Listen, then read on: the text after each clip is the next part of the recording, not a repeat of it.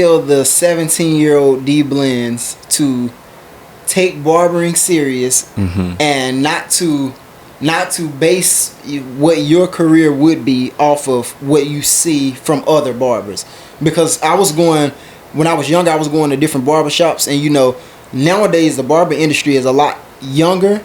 But then when I was going to the barbershop, there's a lot of 50 and 60-year-old men in there, and I didn't want to be that 50, 60-year-old men still cutting with no plans of retirement. So I was watching them and not wanting to be them, so I strayed away from the barber industry because I had never seen a successful barber. I got you. Yeah.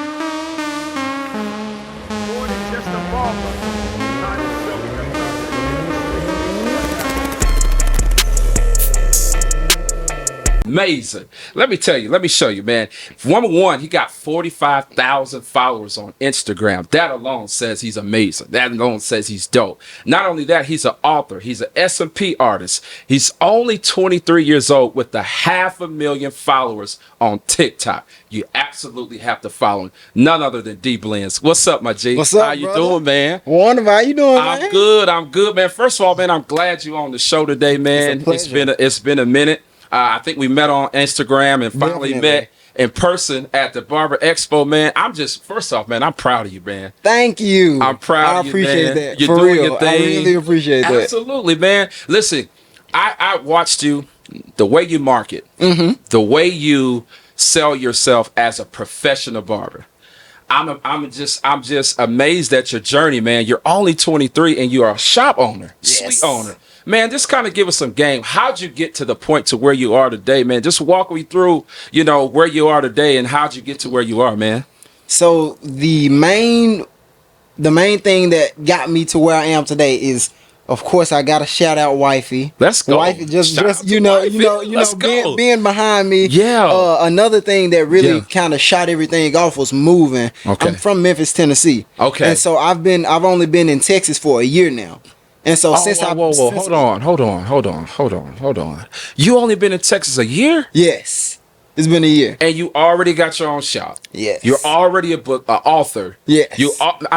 Wow. Yes. Wow. I've been here for maybe like a year and 3-4 months or something like that. Wow. And I was in Memphis and I was at a point where I kind of gotten stagnant, kind of the same thing every day. And I wanted to challenge myself. We moved here, and ever since, everything's just been elevating, and I've been able to meet a lot of people and put myself in the right rooms at the right time. Absolutely. And show my face at certain expos and shake those hands and make those connections. So ever since I've been here, it's just kind of shot off. I think moving to Texas was the main Okay, key. so walk me through this. It says that you were nominated at the actual Barber Expo, the premier Barber Expo. Yes. So you only been here in Texas a year, but you're in Tennessee and you got a shout out. You were nominated at the Barber Expo. To me, that speaks volume. Yes. I mean, it's thousands of barbers all over the world flying to this particular expo, Definitely. and you were nominated. That's amazing, bro. Thank Your you. grind is real. Thank you, Your brother. grind is Thank real. you. Your grind is real because, I mean, for me, when you talk about you were in Tennessee, and you said that it was pretty much the same thing. Yes. Yeah. So a lot of times I say this. It's not that it is you. Sometimes you just outgrow the area you're in. It's your environment. It's your environment. A lot of times, yes. So did you feel like you outgrew the area that you were in? Yes. The area, the shop, the people, everything. I felt like I kind of outgrew it and kind of reached the ceiling to where I just felt like I couldn't grow no more. Man, love it, man. I felt like I couldn't grow. And I know sometimes in the barber industry, we can be frustrated with the area that we in. We know it's more to us. Yes. We know that we can cut. We know that there is another dimension. Yes. Not another level. I'm not getting on the elevator just to go to the next floor. Exactly. There's another dimension. And what you're saying was you knew that it was something else in you that you had to relocate. Why Dallas? Dallas, for one, I knew a lot of barbers here. Okay. So I knew it would be a lot easier to get in certain rooms with certain people and network and everything. And also, so our other option was Nashville. And I have a brother that lives in Nashville. So I felt like Nashville was, for one, too close to Memphis. And also I thought it would be way too easy to get there, and I would already have everything. Wow. Dallas, I didn't really know anybody, so I was like, if I come here, I can plant my own seeds, build my own community, and grow on my own, and not know anybody and start completely fresh. Wow, man. So you have a book. Can you walk me through the book? Let me see here. The book is basically called The Hungry Barber. Yes. Your journey is indicative to the title of your book. Definitely. I mean, it matches. It's parallel. What made you title the book The Young Hungry Barber? Because I wrote the book when I was 22, and that I felt like I was a young hungry barber. I believe that I'm a very, very hungry individual. I don't like being stagnant. I don't like the same thing every day. I want to grow. I want to challenge myself. And the book was just another way to challenge myself, to see if I could actually write a book and see if it actually does well. Wow, man. The Hungry Barber. I can see your passion. I follow you.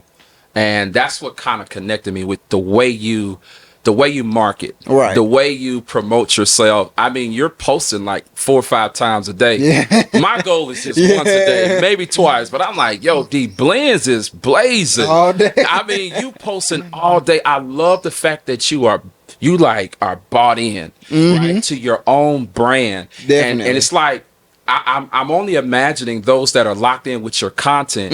I heard someone say, what you tune into, you turn into. Yeah. And so if you're putting out gems and fire, man, it's a lot of young barbers really looking up to you. Yeah. That's 18, 19 years old. Yes. And I'm just amazed at the fact that you're so young, but you're so mature and you're hungry, and you see this industry as more or less like this is something of your passion. Oh, yeah. Yeah, this is a passion. Definitely. So can you tell us, man, for me, I'm a little older than you. Okay. And I'm still learning. Right. For the young barber that's looking at you saying, how did he get 500,000 followers on TikTok? What was that like? Can you just walk us through that, man? That's a lot of followers. I believe the main thing, like you said, was posting. I was posting every single day. I was posting all day. And then once I figured out, I was on my analytics a lot. Every single day, all throughout the day, looking at what times that my followers were more active and stuff like that. So I believe seeing that and seeing it grow, like I always say, when you get a little taste of success, it motivates you even more, because when you get 10 likes, it's crazy the way it works, because you get 10 likes and like you get so excited for those 10 likes, and then when you start getting 100 likes and then you get 10 likes again, 10 likes is nothing. Wow. And then when you get that 100 likes again, you just hungry for more, because you like, I already had that. So for me, that's what it was, being able to see like, okay, maybe I can do this. Maybe people do care about what I'm saying or what I'm posting. And once I found out what they liked, I just kept doing that over and over again and revamping it to where they would like it more. I really feel like people can actually feel the hunger. Yes. From the way you market. That's the goal. I really do. I really believe that. I mean, you literally just walked us through how you got to 500,000. You studied the analytics. You looked at the whole overall scope of what and the thing is, the algorithm is a little tough on TikTok. Yeah. Oh my goodness. It's tough. It's and crazy. I know Instagram is kind of getting to the point. So I'm like, look, I'm just going to post when I post. Yeah. Because I mean, at the end of the day, it's all changing. Exactly. But when you talk about TikTok, man, you just literally walked us through. Are you monetizing TikTok? Yes, I am. If I stopped, like as far as the creator fund, I stopped for a while because at one point the TikTok creator fund, it'll kind of block your views. If you got 10 million views on this video, for the next couple weeks, your video views may be kind of lower, shadow banned, to kind of combat you getting paid. So I left it for a while, and then I rejoined it a couple months ago. I got you. Yeah. I got you. So what is your main? What would you say your main platform? Would it be TikTok? Would it be Instagram? Would it be YouTube? Because you got a lot moving right now. You got a lot going on. You recently just did the whole S&P joint. Yes. And I'm excited for you, because I think that's like we talked offline, you're going to do very well with that. Thank you. You're going to do very well with that. But what is your main platform that you say, yo, I want to focus on this main platform? Will it be YouTube? Will it be Instagram? Or will it be TikTok? What it is? I would say mainly Instagram. Okay. And the reason being is because So my marketing isn't necessarily to build clientele.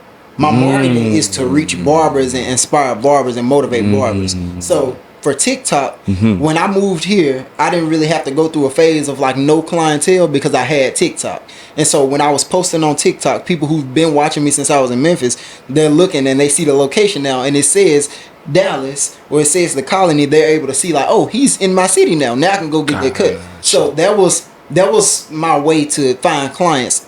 But for Instagram, it's like a tight-knit barber community on Instagram. Most barbers aren't really on TikTok. It's not too many barbers on TikTok. So on Instagram, that's where all of the barbers are, and that's who my marketing is going out to. Because like I said, my goal isn't necessarily to build clientele because my clientele is at a good spot now. So any clients that come now, they're just, I'm happy to have them, but my marketing is mainly for barbers. So that's my goal, is to motivate, like you said, younger barbers, like the 18 or 17-year-old barber that's watching me that may want to go to school but don't know if it'll be worth it paying, that money for barber school or whatever. Right. So walk me through this, man. You said that your focus is not to gain clientele from social media. Your focus is to really impact, inspire, motivate the young up-and-coming barber. Is it because did you have a mentor when you were younger trying to get into the barber game? Are you self-taught, self-made? What's your passion like, and why is your passion for the up-and-coming barber rather than gaining clientele for those who are actually looking at your content on social media? So I believe it's because I didn't have a mentor. I learned everything myself. I didn't even go through the YouTube video watching the way I learned how to cut from cutting and messing people up. So I didn't have a mentor to actually teach me anything. So that's the main reason, like I said, like another reason why I wrote the book. Just because I know how hard it was to even want to get into barbering, because I didn't think that I could make money from barbering when I started off. So the book is kind of a way to show, okay, I started this when I've been cutting since I was 11, but I actually started taking it serious when I was about 20. Wow. So I started this when I was 20. Like, let me show you what you can actually do within the span of 1 year. So that was the goal, to show what a year can do in the barber industry if you actually push it and promote it. That's where the motivation comes from. And yeah, it was because mainly I didn't have a mentor growing up at all. Wow. At all. That's crazy. So let's go back to the 17-year-old D Blends. Okay. What would you tell the 17-year-old D Blends, up-and-coming barber, wanting to be at a certain level? Because you didn't have the mentorship, you're 23. What would you tell the 17-year-old D Blends?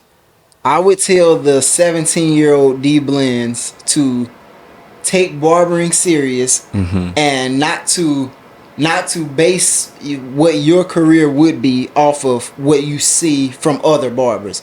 Because when I was younger, I was going to different barbershops, and nowadays the barber industry is a lot younger.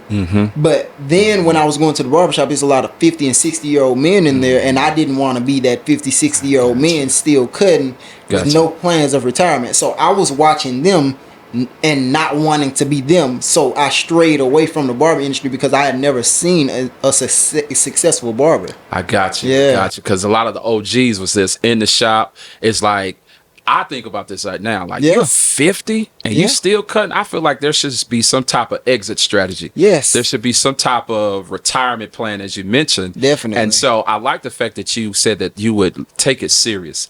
Because the barber industry, some guys don't take it serious. No. They see it as, oh, I can make a lot of bread. I'm going to be in my bag. Side hustle. Side hustle. Not a side hustle. It's really not. But the reality of it is, man, you can do a whole lot in this industry, if you do it the right way. I always say, if you treat barbering like a side hustle, you're gonna make side hustle money from it. You're gonna get side hustle money out of it. That's a bar. You're not gonna actually make money from the barber industry by treating it like a side job.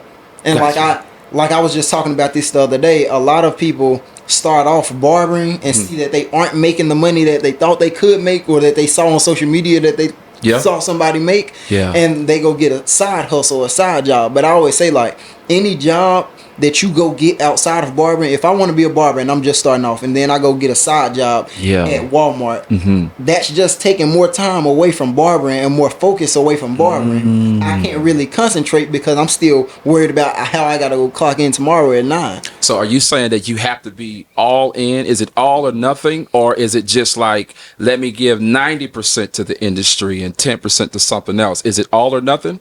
I believe you can do both, but for me, it was all or nothing. I do believe that you can do both, but for me, and everybody's not like this, but for me, being in a position to where I had to make it happen, made it happen. That's my thing. So basically, it has to work or it has to work. Yeah. No other option. No other options. Man, you know, it's so crazy because you kind of, I don't want to say you remind me of myself, but I had a similar grind.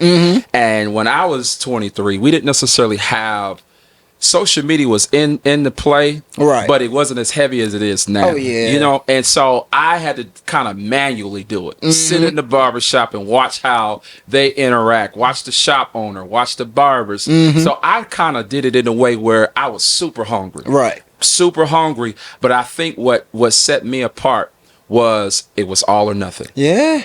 I wasn't getting no second job. Gotta make it happen. I was cutting on the balcony. I was cutting in churches, in the backyard. You know how it goes. In the garage. Yeah. Putting the little light right on the, and then we use one clipper for everything. Yes. You know, you already know how it is. Line up, everything. So everything getting the same treatment. It had to work. It had to work. I promise you, it had to work, D. And so for me, I look at it now that I'm kind of on the, I won't say on the tail end of my career, but I'm pivoting in such a way that it makes sense financially. Right. Definitely. Right. And so I'm looking at the younger barbers and I'm looking at how hungry, as you said, how hungry you guys are. You guys are going to revolutionize this industry. Definitely. Hands down. Definitely. But the reality of it is some young barbers, they don't take the right steps. Yeah. And I always like to say, don't take the escalator, take the stairs. Yes. Because there's a proper way to execute. There's a proper way to, in fact, get to a point where you're taking the necessary steps to reach that level of success. Exactly. So for me, what would you tell the young barber who's in barber college? Okay. And they're saying, I see D Blends. I see his success because we got this thing going on called comparison. And it's robbing people. Bad. It's robbing you. It's robbing them of their true success. Yes. It's robbing them of their purpose. Yes. Right? Because your success and your journey may not be the next barber's journey. At all. But they can emulate some of the things, take certain things, take the meat, throw away the bones type of deal. Yes. Right? But what would you say to the young barber who's inspiring to be on a level that you're on? Because I know we all still growing. What would you say to them? And what would you motivate them in a way to say, hey, this is what you can do to make the necessary steps to reach success? I would say if you want to do this, think about whatever other career path you may be thinking, and think about which one, if you put your all into it, you could make the most from. Financially, connection wise, which one could you, if you wanna be an accountant, that's cool. If you wanna be a truck driver, that's cool. But like, think about the people you may meet from each one of them. Think about the connect, because I always say everybody needs a haircut. So the connections is the biggest part of barbering. I always say, like, your net worth is your net worth. Yeah. Whoever you know, that's the main thing. So I always say, if you want to be a barber, take it serious, be consistent. Don't worry about what other people are doing. Like you said, comparison is the killer of all joy. It's a killer. You can I've been a victim of it multiple times. Myself watching too. Other people on social media. If I see somebody doing something that I'm like, I know I can do that, but it's working for him because he's being consistent. So you be consistent, and regardless of wherever you see me or you or whatever other barber, whatever you see us doing, be consistent regardless, because eventually, if you stay with it, you're gonna get to where you want to get. And barbering right now is one of the most booming and lucrative careers that it's one of the craziest industries out right now. Everybody wants to be a barber, and it's a reason for it. So would you say to the young barber, focus on the money, or should they focus on the actual product, the brand themselves? Like, what would you tell them to focus on first? before they hop into focusing on the money or whatever you would say? I say focus on yourself and focus on being the best barber you can be. Focus on your customer service skills. Focus on your presentation, how you smell. Focus on everything else, because you doing all the right things in that regard, the money will follow. Clients are gonna pay you based off of what they believe you are worth. So the money is gonna come. So if you show up to the shop dressed in basketball shorts, slides, wife beater, clients are gonna, and then you say I charge $60 for a haircut, they're not gonna want to pay that. But if you show up dressed nice, you smell good, your skin looks good, you don't smell like weed or whatever you did before you came into the shop, clients are willing to pay you what they think you are worth. Man, you dropping gems tonight. Yeah, they'll pay based off of how you look, which is bad. I mean, it's not bad, but I mean, it's society. People treat you based off of your presentation. You know, the way you present yourself is everything. You know, I saw something the other day where you had two scenarios. You had one guy, he has this car where the car was filthy, and he picked up a guy, and basically he brought his food with him. Right. So he was eating in the car and everything else, and the car was already dirty. Yeah. So by the time he got done eating in the car, he left his trash in the car. But then you had on the other side, there was a Rolls Royce, you know, and everything else. And the whole experience was different because the car was kept up. Yes. Car smelled good, all the things. And so I liken it unto what you just shared. How you carry yourself is basically what the client thinks you're worth. Yes. And so in this Rolls Royce, I don't even want to eat in your car. Exactly. I don't want to sneeze, cough, nothing. You know what I mean? That's a $500,000 car. Exactly. And what I like to do when it comes to gauging, because I study the analytics and I study the environment in which I came in as far as opening up a shop. You got people here that are six-figure earners in one household, right?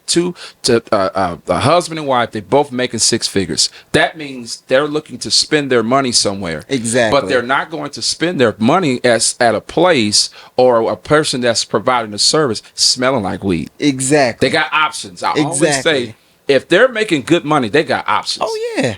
And they don't have to just go to you. Exactly. And so when you talk about professionalism, the way you dress, and customer service, what is something that you do that says, man, this gets me a lot of clients using this technique for customer service?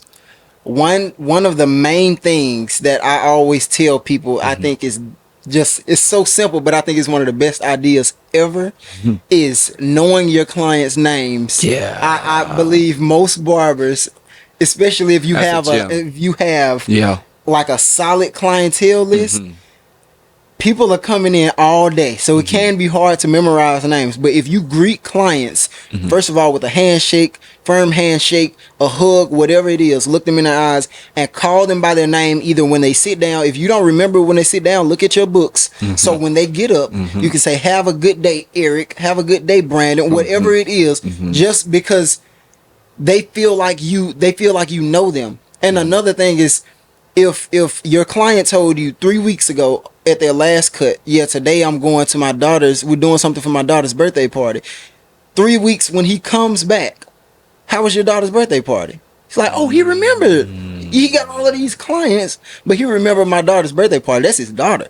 So now he love you because you just show care and concern for his baby. Absolutely. So that's everything. That's big. Absolutely. Just show that you care. Show it's not 100% transactional. You know, we said this the other week. We said people don't care how much you know until they know how much you care. Exactly. And that's big. Yeah. And I kind of take that into my own little arsenal, and I truly try to show a level of customer service that's going to leave a stamp on that experience. Definitely. I like that. Call them by their name. Yes. Most clients coming in, they feel like we don't care anyway. Yes. We just trying to get this $60, $50, right? But when you call them by their name and actually remember their daughter's birthday party, they going home, and you give them a fire cut. You give them a fire cut. That's the icing on the cake. That's all it takes. They get, baby, you won't believe. I just got cut. And it changes the whole experience. And so I like that I could tell that you are focusing on the whole experience. Yeah. Because you could cut, bro. For sure. I saw Thank your you. work. You could cut. Thank you. I studied your Instagram. I love the way you're marketing, as we stated, but you can cut. And I like the fact that you are very professional. Yes. And you're focused. You're focused from what it looks Definitely. like. And I really believe that a lot of young barbers that are looking at you today is saying there's something about him, because you're bigger. To me, you're bigger than just a shop suite. 100%. But I think there is a process to get to the overall level of success. Definitely. So I would say, man, just from me as a veteran in the game, to keep going. Thank you. But also stay locked in and watch who you keep in terms of company. Oh yeah. There's a lot of guys yeah. that are watching you, and they want to get close to you because they see the potential. I'm gonna stop. I'm just say it like Definitely. this. Do you realize a lot of people get jealous, not for where you're going, but the potential of where you're going? Yeah.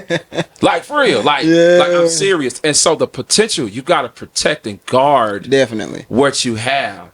You're young, you're married, you got a beautiful thing going. And I think that as you protect your investment, you're going to attract the type of people you want to be around. Definitely. You know what I'm saying? Most definitely. Absolutely. Very true. Absolutely. So, man, I would say before we close, man, this has been great, man. Can you tell us or tell the viewers, how can they follow you, man? How can they stay connected with you on Instagram? What's your Instagram? Can you just kind of tell them how they can stay connected with you, man, in that particular way? Definitely. My Instagram is dblends_, and my TikTok is ICUTZ hair. I cuts hair.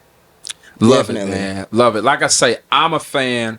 I'm proud of you. Thank I'm you. like a big bro to you, man. Thank you, brother. And any closing remarks that can encourage the young barber that wants to get to a certain level of success in the hair industry? I say be yourself and be the best you can be. Don't try to be the best barber. Don't try to be the best stylist, or don't try to give the crispiest hairline on Instagram. Do the best you can do for you, and don't worry about what anybody else will think about it. Just as long as your client is happy, don't try to satisfy anybody else. There you have it. The man, D Blends. Make sure you follow him. This has been an episode of More Than a Barber. I am your host, AP, and I'm super excited that you tuned in today. Make sure you like and subscribe. I can't wait to see you on the next one. Let's go. Let's go.